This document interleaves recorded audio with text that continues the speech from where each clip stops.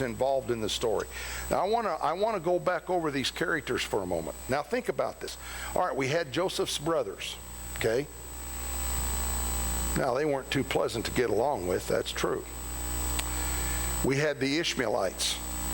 All they cared was for the dollar. They didn't care about human life. They were glad to take someone that was by force kidnapped to take him and sell him as a slave.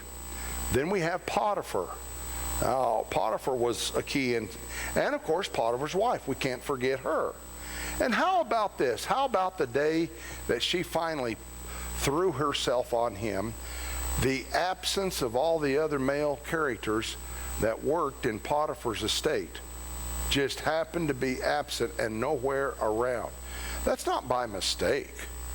Not by mistake at all. Then we have Pharaoh. He's going to enter into the picture sooner or later. And then we have the chief butler, the chief baker. We have also the keeper of the prison. And of course, there's these troubling dreams that these guys had. All of these troubling dreams. The baker, the butler, Pharaoh. I mean, it goes on and on. All of those are relationships. The trouble, the false imprisonment, the delay, the relationship with the butler and the baker, and how he was going to deal with that. Now let's go a little further in that, because what we're doing is we're working our way to Pharaoh, because that's the turning point. That's the key point here, that is going to begin to turn things around, and God's going to begin to bring to light what he had for Joseph. Now, back when he was there in Potiphar's house, hey, it looked great. Maybe that's it. He was the head of everything that Potiphar had. Well, it didn't turn out that way. So now let's look here. Let's go on down, and let's just pick up our reading there in verse 6. Genesis 40, and Joseph came in unto them in the morning, and he looked upon them, and behold, they were sad. So he asked Pharaoh's officers that were with him in the ward of his Lord's house, saying, well, why is it you guys are looking so sad and downtrodden today? Well, they told him, they said unto him, we have dreamed a dream. Well, there's no interpreter of it, and it's bothering us. And so Joseph said, well, do not interpretations belong to God? Tell me them, I pray you. So the chief butler told his dream to Joseph, and he said to him, in my dream, behold, a vine was before me. And in the vine there were 3 branches, and it was as though it budded, and her blossoms shot forth, and the clusters thereof brought forth ripe grapes. Pharaoh's cup was in my hand, and I took the grapes and pressed them into Pharaoh's cup, and I gave the cup into Pharaoh's hand. And Joseph said unto him, well, this is the interpretation of it. The 3 branches are 3 days. Within 3 days Pharaoh is going to lift up thine head and restore thee unto thy place. And thou shalt deliver Pharaoh's cup into his hand, after the former manner when thou was his butler.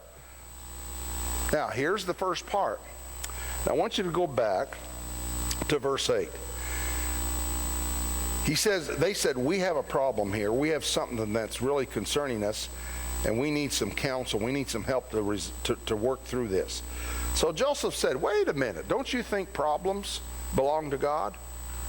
The first kind of relationship that you and I have to consider is, how is our relationship to the Lord? Now, I don't mean if you're saved. That's part of it. But I think tonight I'm talking to you as individuals and as a church that we're all believers. Maybe there's one here that needs to really settle that issue of salvation. And so while that's important, that's really not what I'm talking about. I'm talking to you about how is your daily walk with the Lord. And I'm not talking about you're out sinning and you're out living immoral. I'm not talking about the fact that you don't know how to be faithful to Sunday school and church. A lot of you do. A lot of you are here, and you're here tonight. A lot of you are here again on Wednesday night. Unless providentially hindered, you're here. But I think you know as well as I do that just coming to church and making sure you're here every Sunday faithfully does not make you spiritual. It's important. It's an asset to your life, and it's a help, but that's not what gives you spirituality. I'm asking, how are you really relating to the Lord?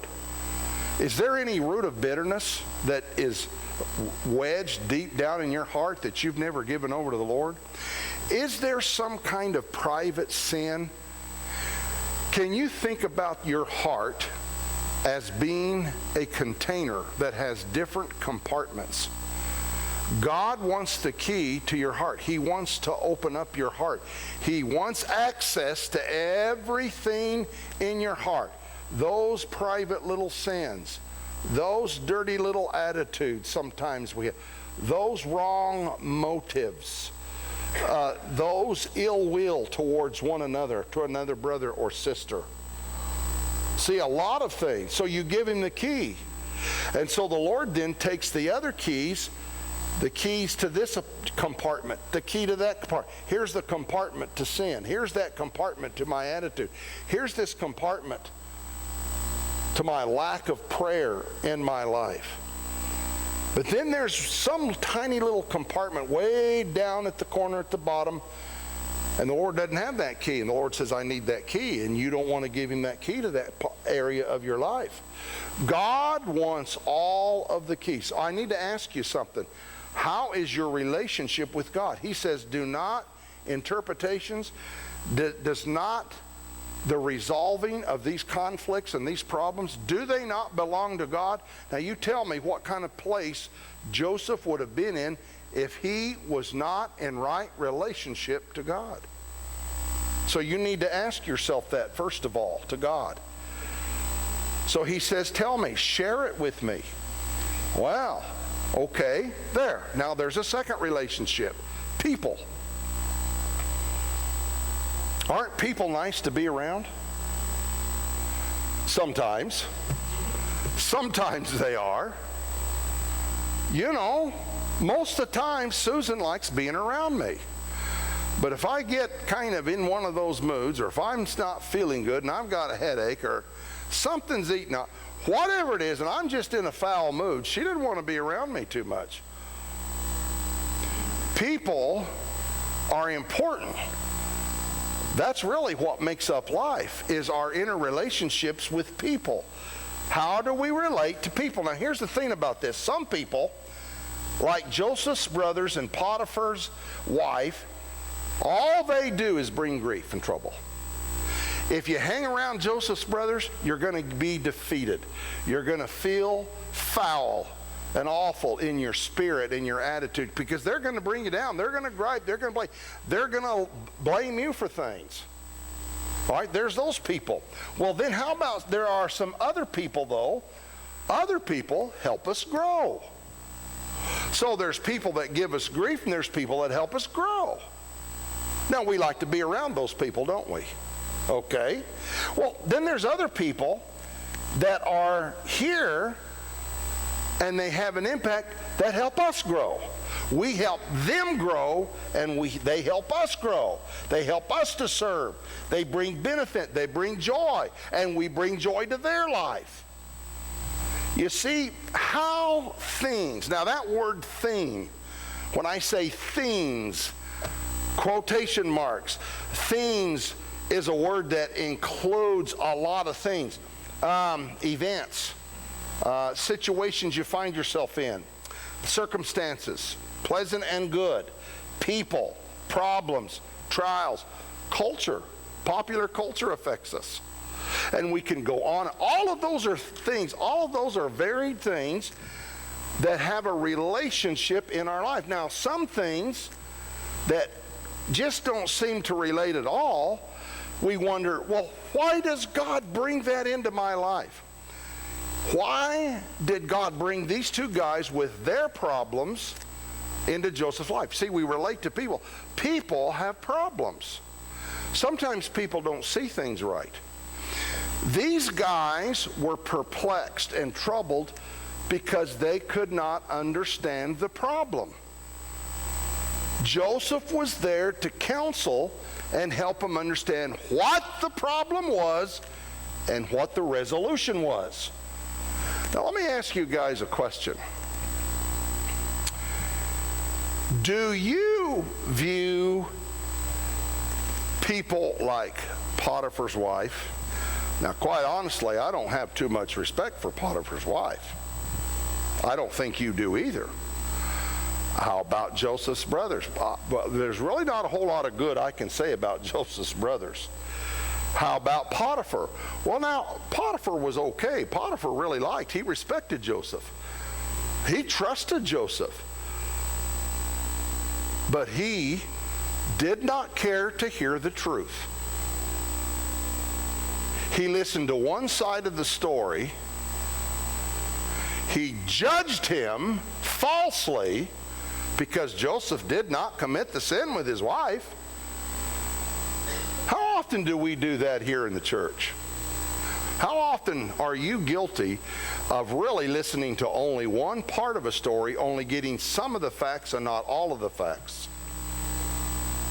And you're quick to make a judgment and cast blame. How do you view things like that? How about the butler? The baker? How about all these hurtful things? How do you view those guys? Listen, it's what you do you take different people, different problems, different circumstances, different situations, and what do? Do you isolate them? Do you categorize them and you put them in separate, different compartments? And then you say, well, those over there are bad. They're no good. Oh, these over here, they're good. I don't mind those things. I don't mind those situations because they're good. They do me good. They please me. They make things enjoyable for my life. They help me. That extra huge bonus at Christmas. Oh, I like those things. Those over here, no. I don't want anything to do with those things. And then there's things over here, well, they're okay. I just don't want to pay them too much attention. Is that what you do? Have you ever thought about viewing Potiphar's wife, viewing Joseph's brothers? Let's take them. How about the Ishmaelites? Have you ever thought, as you've read this, have you ever thought that maybe those things that you least liked were actually the very things that were jewels of God He was using to help you grow?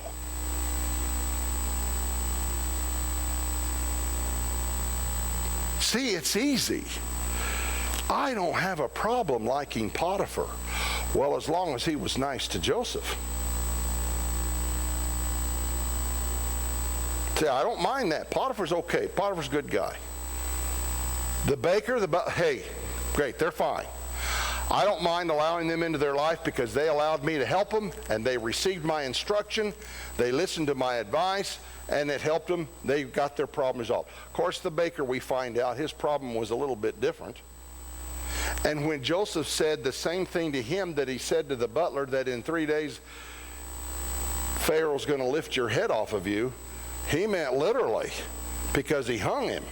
And sometimes those hangings are enough to snap the neck instantly and literally sometimes completely pull the head off internally. A complete separation of the spine. That's not the lifting up of the head he probably had in mind. Like the butler, he hoped for the same outcome, but it didn't work that way. I want to know, people that are around you, people that you live with, people that you serve with, people here that are your friends that you go to church with, some people that maybe aren't those good of friends. Have you ever tried to view them as some things God's using that's really helping you grow more than those things you like so much? Relationship with people, folks, is very, very important. Well then, you know what else we got? Well, we got relationship to circumstances. Look here in the text. Why is Joseph there? Well, he was put in prison. He was falsely accused. It just seemed like he had no redress of grievances. He had no recourse. He couldn't plead his case before the court of law. Okay. Now notice something in verse 14. He says, but think on me. He told the butler, he said, would you remember me? Would you kind of keep me in mind? Would you continually try to consider me and my situation when it does go well with you? And then he says, I want you to think on me. Notice he says, would you show me kindness? Would you make mention of me to Pharaoh? Would you do something in turn to bring me out of this house? I've helped you. Is there any way you can help me? He says, for indeed I was stolen. I was kidnapped and taken by force away out of the land of the Hebrews, my home. And here also I have done nothing that I should be put into the dungeon. Well, now the baker, now he hears this thing. Well, maybe he's got something good for me. You see the circumstances that Joseph's in? There's no reason, and really, he's right. Humanly speaking, there was no reason at all for him to be there where he was. Okay. How do we relate to our circumstances? How do you relate to the context that you're presently living? Now, I don't know. I don't know everything about your background, your situation. Maybe there's things not so well in the family. Maybe there's some things not so well physically. Maybe there's some challenges. Maybe you've got an old pesky neighbor you've had to live by that's just been that thorn in your flesh. Maybe that's it. You see, we have to understand that the circumstances that sometimes God puts us in is important for us to think about. Well, let's look at this. Look at verse 16. The chief baker saw that the interpretation was good. He said unto Joseph, he said, hey, I've got this dream. I had 3 white baskets on my head. In the uppermost basket there was of all manner of baked meats for Pharaoh, and the birds did eat them out of the basket upon my head. And Joseph said, well, here's the interpretation. Here's the answer. I don't know that you're going to like it, but the 3 baskets are 3 days. Within 3 days, Pharaoh is going to hang you, and the birds are going to eat the flesh from off of you. Oh. Well, it came to pass the 3rd day, which was Pharaoh's birthday, that he made a feast unto all his servants, and he lifted up the head of the chief butler, and he lifted up the head of the chief baker among his servants. He restored the chief butler unto his butlership again, and he gave the cup unto Pharaoh's hand. But he hanged the chief baker as Joseph had interpreted to them. And yet did not the chief butler remember Joseph, but forgot him. Okay, here we have something that we've got to consider about dealing with circumstances, but not just circumstances, but dealing with people. Other people's misfortunes and other people's problems. Let me ask you a question. What are they to you? Well, you might say, I don't have any dog in this fight. I mean, I really have no connection to that person. Why should I care what happens to him?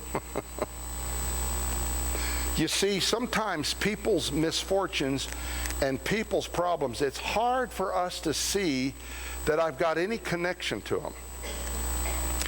And what I'm getting after is that even among a body of believers in a church, if we want a healthy church, we cannot tolerate gaps and gulfs between us. We have to realize if one suffers, we all suffer. If one is blessed, we're all blessed. We are to bear one another's burdens. Joseph was inviting himself into the life of these people and their situation, their circumstances. He was allowing himself to become a part of them. He was allowed. Do you know what he said in verse 14? He said, hey, would you think about me? Because I want to share something with you. I want to tell you a little bit about my past. I want to tell you a little bit about my life. Folks, do you find it hard to expose yourself, to reveal things about your life to others? Now, some things should be kept private, that's true. But we are so afraid to let anybody know that we have a problem. We wonder and think, what would they think of me if they knew I thought this, or if they had heard I said this or that? What would they think? What is it that people think of me when they see me and they know, I know they know I've got a problem. They know I'm not in a good situation. You feel vulnerable. You feel exposed. You feel naked and bare and open. And that shames us. But folks, God allows some exposure in order for there to be some healing. Listen, he got into the lives of these two men. That's the first thing. He invited himself. Are you willing to be a part of someone's, to help that? Maybe you can't. Maybe you don't know enough to help them. But you could be a friend. You can pray. You can encourage. You can stand by them. You can identify with them. Did you know that there is a person that's a member of our church that said they're not going to come back anymore because no one is friendly? Well, I have a hard time believing that because I watch you folks. But makes me stop and think, now, why would this person say that? Why would they feel that way? Could there be, to any degree, an element of truth in that?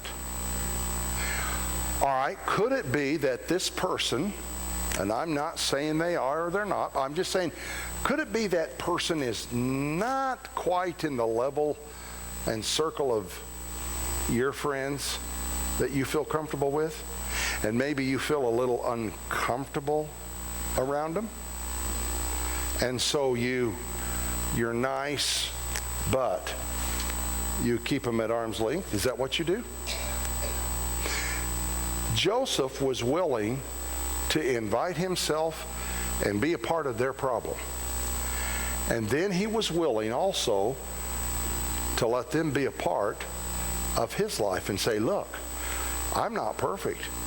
I've had some rough things in my life too.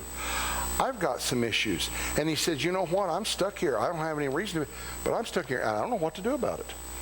Could you help me? That's pretty important. Let me ask you, how are you relating? Number one, how do you relate tonight with the Lord? How's your relationship with Him? How's your relationship with people? How is your relationship with other people's circumstances and problems? What are they to you? Well, what does God expect of you? You see, folks, it is always a difficult matter to minister to others who have problems, to want to help others. But it's even harder to try to help others when you yourself are in pain and you yourself are in a low valley. You yourself are in a low, discouraged point. That's really tough to want to minister and help somebody else, isn't it? So how do you view that? How's that relationship in your life? Is that doing okay? Are you willing to let self set aside for a minute long enough to say, I don't know about this person, their problem, but maybe all they need is a friend. Sometimes when I have gone to homes to counsel people that have lost a loved one, most of the time, folks, it's very rare that I say much. Sometimes I just sit there and I listen. There's a lot of value in knowing when to keep your mouth shut.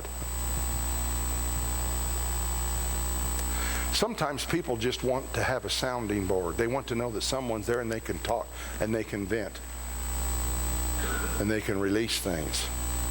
Because we all get those pressure builds up and we have to have some release.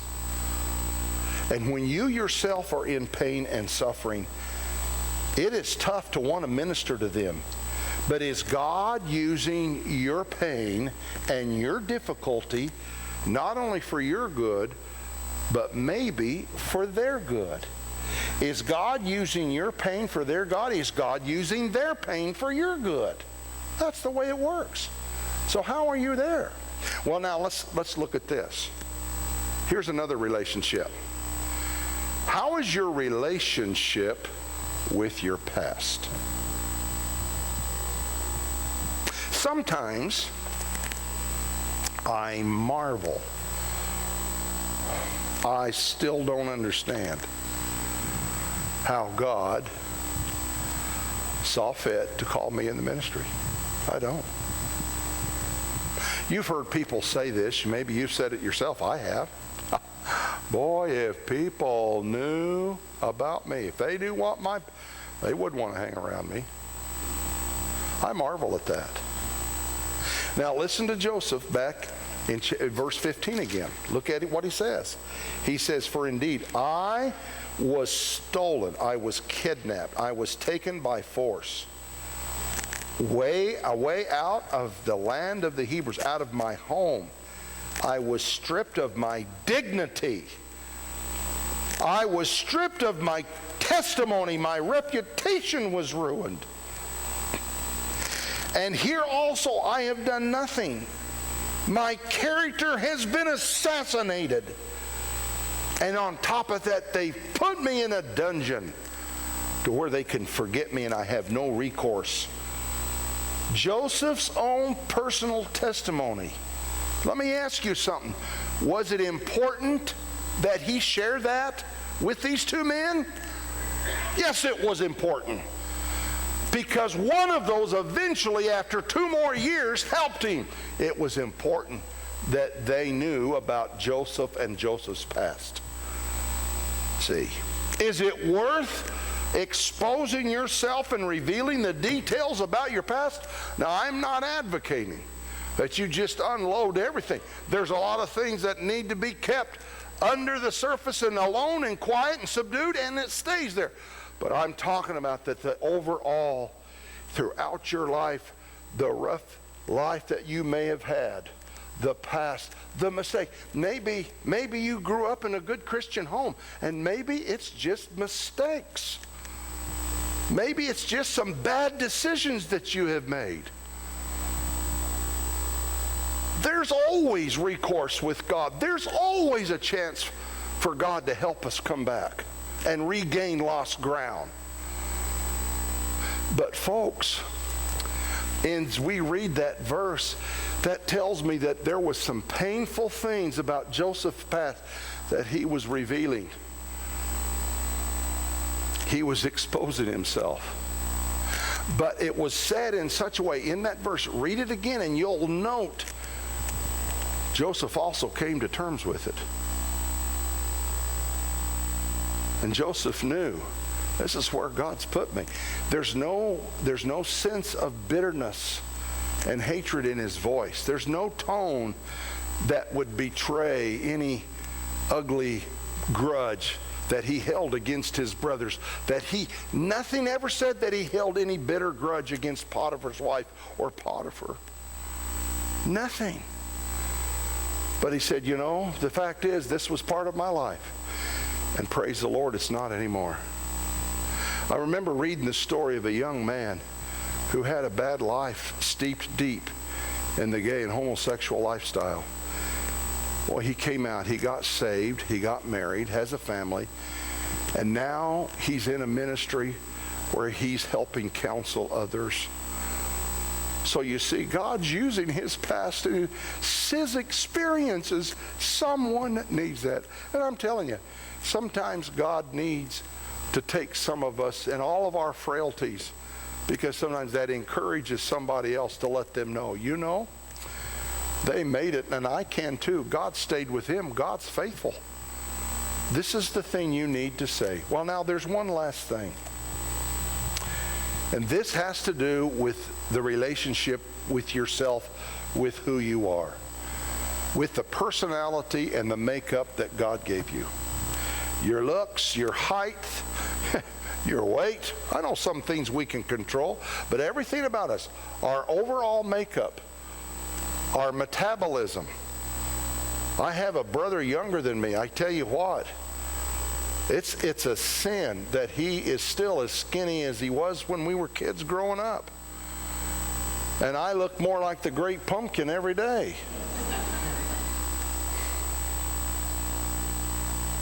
But a pastor friend told me one time, first time I ever was stepping out to take my first church as pastor, he said, well, be yourself. You are who you are because God wants you who you are. That's what's important. How are you with yourself? Do you beat yourself up and say, oh, if I could have just been, if I could have the talents of so-and-so, if I could have those gifts, if I could do this, if I could do that. You know, I could do so much. If I was just taller, or if I was shorter, if I was better looking, if I had, we could go on. If I had this type of character, why do I have to have these flaws in my character and personality? It's because God made you who you are because he wanted you just as you are. Remember, we went over that in Psalms 139. How is your relationship with yourself? Well, it comes down to this, to where now, verse 23, yet did not the chief butler remember Joseph, forget him. But now look at verse 1 of chapter 41. And it came to pass at the end of 2 full years. And we stop right there. More delays, more disappointment. What's Joseph going to do? Well, he waited. But I want to ask you something about yourself tonight. You know, Paul instructed Timothy here in something. Back in 2 Timothy chapter 2, and Paul told him, he said, Timothy, you need to study to show yourself approved unto God. Timothy, you need to give all diligence to be that approved servant and workman for Jesus Christ. And that can only come, you can only be approved through testing and trial. Well, that's what he said. That's what he told him. Study to show thyself approved unto God. Well, he said this though. He said, you know, problems, and he mentioned two men, Philetus and Hymenaeus. Oh, those two, they were troublemakers. They were sowing bad leaven, bad seed, bad doctrine in the church. They were creating a problem. Well, he says in verse 18, who concerning the truth have erred, saying that the resurrection is past already, and they've overthrown the faith of a lot of people. But he said, Timothy, here, listen to this. He said, nevertheless, the foundation of God standeth sure. God's foundation is solid and firm on a solid stone. And it's got this seal. It's got this inscription. The Lord knows who are his. And those who are his who name the name of Christ should depart from iniquity. But then he said, now listen to this. Listen to this. He said, you don't want to, in a great house, you have vessels of gold and silver, and then you have some vessels of wood and stone. He said, these vessels, you have vessels that are honorable. Actually, you have vessels that are more honorable than others. You have those that are used for honorable special occasions, noble purposes, okay, for those special occasions. But then you have these other vessels of wood and stone that are just for common, ordinary purposes. They're lower. They're not as honorable. In fact, some of those vessels that Paul referred to, actually the terms in the Greek simply indicate that they sometimes were vessels that were used to clear the garbage out of the house. Some of those vessels were used to clean the human waste and refuse that they had to dispose of. Well, now tell me, do you think you'd want to be around those kind of vessels? But he said, you know what? If you want to take these dishonorable type vessels, and if you want to use them, boy, you're going to have to clean and scour and scrub and sanitize them down good if you're going to use them for any other kind of noble type purpose. That's what he said. In a great house, there are vessels of gold and of silver, and then there's wood and of earth, wood and clay. They are some to honor and some to dishonor. But he said, I'm going to tell you what. If a man purge himself, if he cleanses himself from these, he shall be a vessel unto honor, sanctified and meet for the master's use, and prepared unto every good work. Listen to this. Listen to what the New Living Translation, here's how it puts it. Listen to this. But God's truth stands firm like a foundation stone, and it has this seal, this inscription. First, the Lord knows those who are his, those who belong to him. That's a great seal. Isn't that wonderful that God knows who are his? You can't fool him. Isn't it good that he wants to identify with? And then secondly, all of those who do belong to the Lord are those who turn from evil. Now, in a wealthy home, some utensils are made of gold, and some of silver, and some are made of wood and clay. Now, the expensive utensils are used for special occasions. Well, the cheap ones are for common, everyday, ordinary, ignoble use. But, he says, if you keep yourself pure, you cleanse your life before God, you will be a special utensil, and you will be there for honorable use. Your life will be clean, and you know what? You will be ready for the Master to use you for every good and noble work. Let me ask you tonight, what kind of a vessel are you? Are you a vessel unto honor? Set apart for God's special use? Sanctified? Are you meet for his use? Are you ready? Are you usable? Are you prepared unto every good work? Now that's what we ought to do tonight. How are you relating to your Lord? How are you relating to yourself? How do you relate to these other things we've talked about tonight? I want to be. Here's our prayer. Lord, help me to be a vessel unto honor, sanctified and meet for your use, and prepared unto every good work, whatever it may be, wherever it may be. God, would you so prepare me? And do you know what? That takes in the past. That covers the past. That satisfies and settles the past. Isn't that great? And that also prepares and settles any circumstance, any problem you might have. If God has you come up against someone with a problem, he's going to give you the spirit of his wisdom to know how to help at that moment and that time. Are you a vessel unto honor? Would you make that your prayer? Lord, help me to be a vessel unto honor. You know, there are a lot of things I guess I would have to say that in my life, my ministry even, that I've regretted. Oh, sure. I mean, why not? Because none of us are perfect. But this has been my prayer. Many times I said, Lord, I pray that you'll help me to be a vessel unto honor, sanctified and meet for your use and prepared unto every good work. Would you help me do that?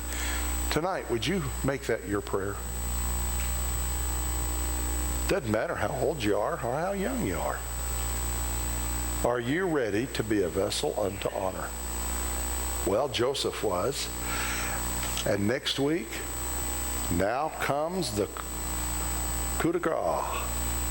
Pharaoh's got a problem. And God says, okay, Joseph, I know you've had to wait for 2 years and you've been wondering what's going on.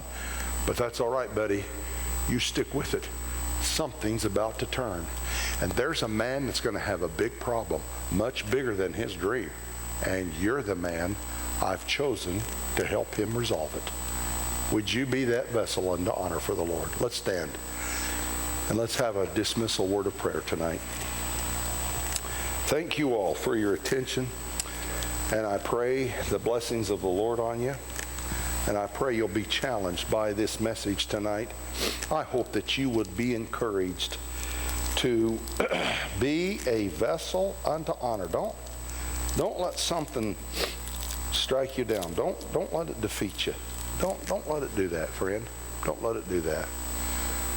Let's be vessels unto honor. I'd like to ask Brother Jimmy Berner. Brother, would you mind dismissing us in prayer?